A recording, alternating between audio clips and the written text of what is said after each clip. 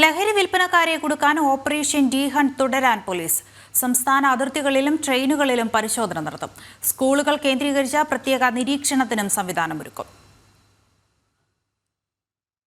ഒരാഴ്ച നീണ്ട സ്പെഷ്യൽ ഡ്രൈവിൽ വൻതോതിൽ മയക്കുമരുന്ന് സംഘങ്ങൾ പിടിയിലായ സാഹചര്യത്തിലാണ് ഓപ്പറേഷൻ ഡി ഹണ്ട് തുടരാൻ സംസ്ഥാന പോലീസിന്റെ ആന്റി നാർക്കോട്ടിക് ടാസ്ക് ഫോഴ്സ് തീരുമാനമെടുത്തത്.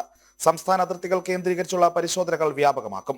അന്തർ സംസ്ഥാന സർവീസ് നടത്തുന്ന സ്വകാര്യ ബസ്സുകളടക്കമുള്ള വാഹനങ്ങളിൽ പരിശോധനകൾ ഉണ്ടാകും. റെയിൽവേ പോലീസുമായി സഹകരിച്ച് ട്രെയിനുകളിലും സ്റ്റേഷനുകളിലും പരിശോധന നടത്തും.